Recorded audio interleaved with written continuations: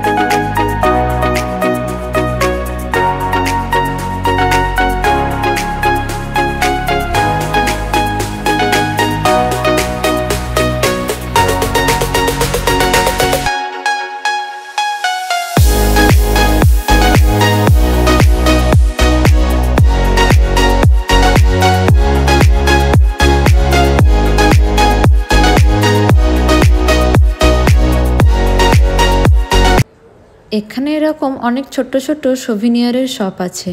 তো ফ্রিজ ম্যাগনেটগুলো দেখো কি সুন্দর, এখানে সব কাঠের উপরে। তো আমরা ভাবছি যে একটা ফ্রিজ ম্যাগনেট নেব, সেটাই দেখছি। How much? This is $10. And this one এই যে এই কানাডা লেখা ম্যাপের লিফটে নিলাম, বেশ সুন্দর হয়েছে তাই না? আর এদিকে দেখো একটা আইসক্রিমের শপে কি বড় লাইন পড়েছে, বাপরে বাপ। এই যে পোর্টটা খুব সুন্দর লাগছে দেখতে। আর এই ব্রিজটা দেখে কি তোমাদের কিছু মনে হচ্ছে? আমার তো এই ব্রিজটা দেখে হাওড়া ব্রিজের কথা মনে পড়ে যাচ্ছে, একই রকম লাগছে অনেকটা।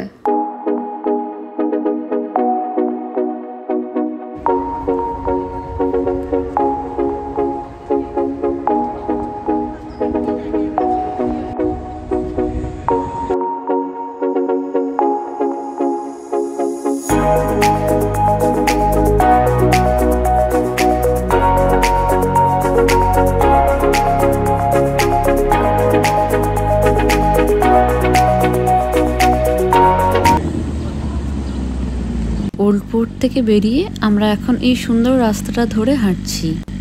রাস্তার ওই পাশে দেখো ডান দিকে অনেক লোকজন বসে রয়েছে, ওগুলো রেস্টুরেন্ট।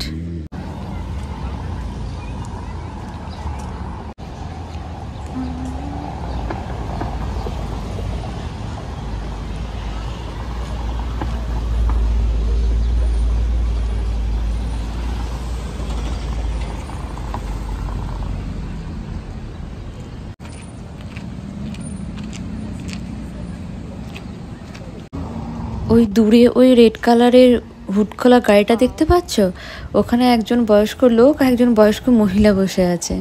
আমি তো দেখে অবাক যে এই বয়সে ওদের এত শখ, আর আমরা তো এখনই যেন বুড়ি হয়ে যাচ্ছি। সত্যি এই একটা জিনিস কিভাবে এনজয় করতে হয় জীবনটাকে, এটা কিন্তু এই বাইরের দেশের মানুষদেরকে দেখে শেখা উচিত আমাদের।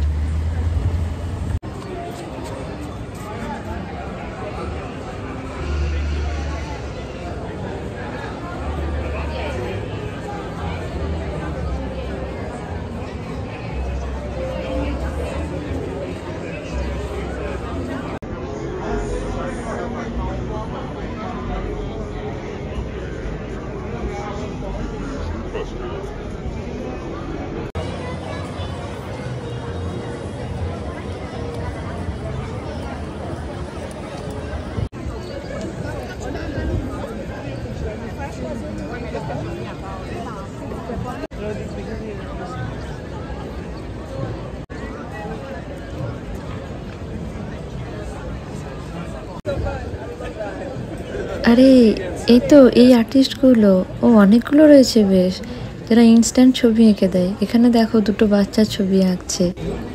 আর তোমরা কি কেউ দেখতে পাচ্ছ যে এখানে গান্ধীজির ছবি আঁকা আছে?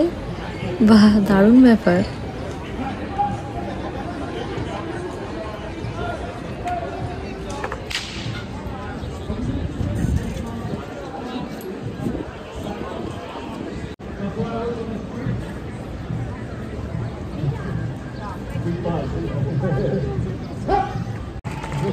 Hey, look at this guy going.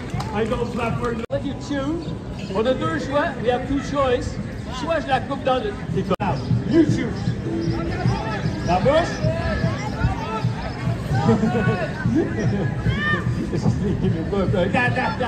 Hey, j'aimerais ça que tout le monde réponde. Fait qu'on va y aller par applaudissement, par applause. Ok, you choose, you choose. On a deux choix. First choice, stand up. Alright, la bouche.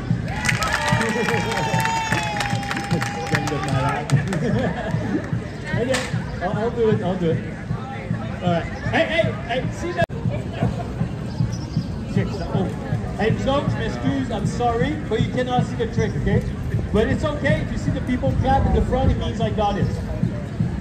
It's common sense. C'est drôle que common sense, c'est pas common pensée. Check ça. Yes! Hey, on va l'essayer avec une cigarette. Yes, ouais.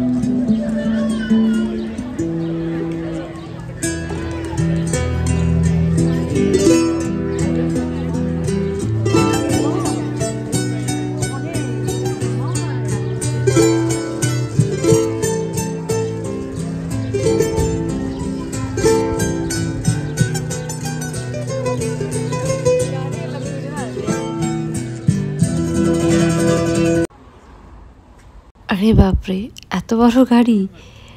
মনে হচ্ছে ওখানে কোনো বিয়ে হচ্ছে। দাঁড়াও, রাস্তাটা cross করে ওই পাশে যাই তো, তাহলে বুঝতে পারবো।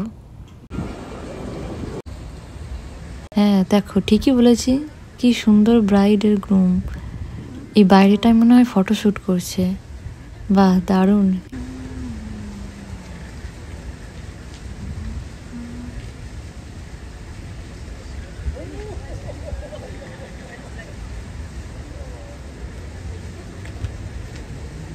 ও, এদিকেও একটা হচ্ছে, এই দেখো, এখানেও ফটোশ্যুট করছে।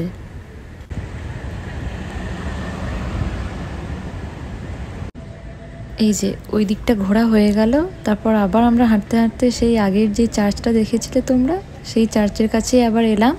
আর এখান থেকেই আমরা মেট্রো ধরবো আর যাব হচ্ছে এমন একটা স্ট্রিটে, সেখানে নাকি প্রচুর ইন্ডিয়ান দোকান আর রেস্টুরেন্ট আছে। তো চলো ওখানেই যাই, আর সেখানে যাওয়ার জন্য তো আমি ভীষণ এক্সাইটেড। একদম যা শুনেছিলাম তাই, চারিদিকে এত ইন্ডিয়ান দোকান, রেস্টুরেন্ট, আর শুধু তাই নয়, জামা কাপড়ের দোকানও রয়েছে। দোকানের নামগুলো দেখো, পাঞ্জাব প্যালেস, সিংস, আর এই পাশে আবার রয়েছে ধোসা পয়েন্ট।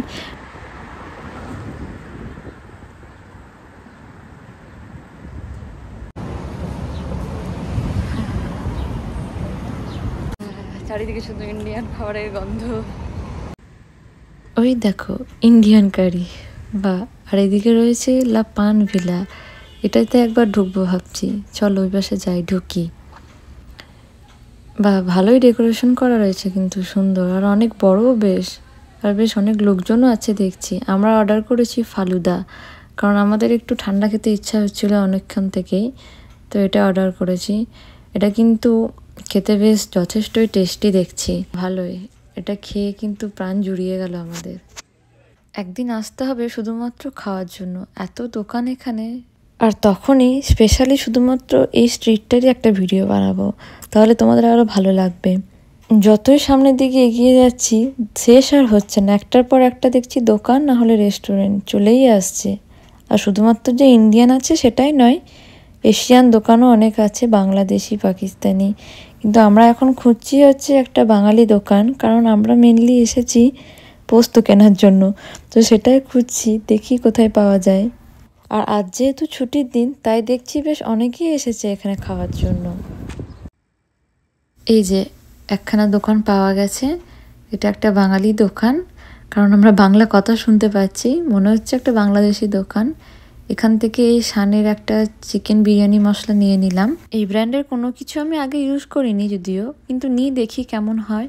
এই যে বহু প্রতীক্ষিত পোস্ত পাওয়া গেছে। বাঙালির কি পোস্ত না হলে চলে?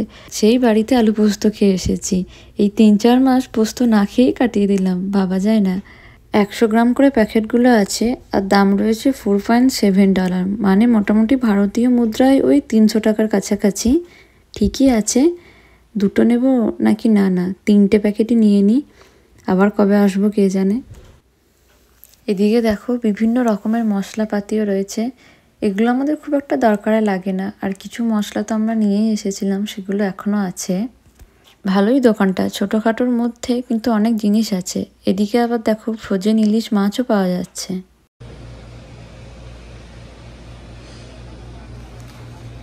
এদিকটায় বিভিন্ন রকমের স্ন্যাক্স আছে, চানাচুর, বিস্কুট, ঝুরি ভাজা, এসব তো মোটামুটি সবই পাওয়া যাচ্ছে। আর এদিকে আবার দেখো নাড়ুও পাওয়া যাচ্ছে, তাই কোনো অসুবিধার কিন্তু কিছুই নেই। ও দাঁড়াও, এখানে আমি একটা জোয়ানের প্যাকেট আর কালো সর্ষের প্যাকেট নিয়ে নিই, এটা খুবই দরকার লাগে।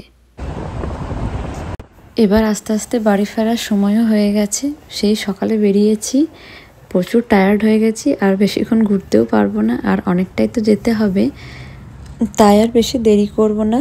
কিন্তু তোমরা অবশ্যই জানিও ভিডিওটা তোমাদের কেমন লাগলো, আর যদি ভালো লাগে তাহলে প্লিজ একটা লাইক করো আর ভিডিওটা শেয়ার করো। আর আমিও আমার মতো করে চেষ্টা করব যে এই দেশটা কেমন সেটা তোমাদের সামনে তুলে ধরতে। তো দেখা হচ্ছে পরের ভিডিওতে, ততক্ষণের জন্য বাই।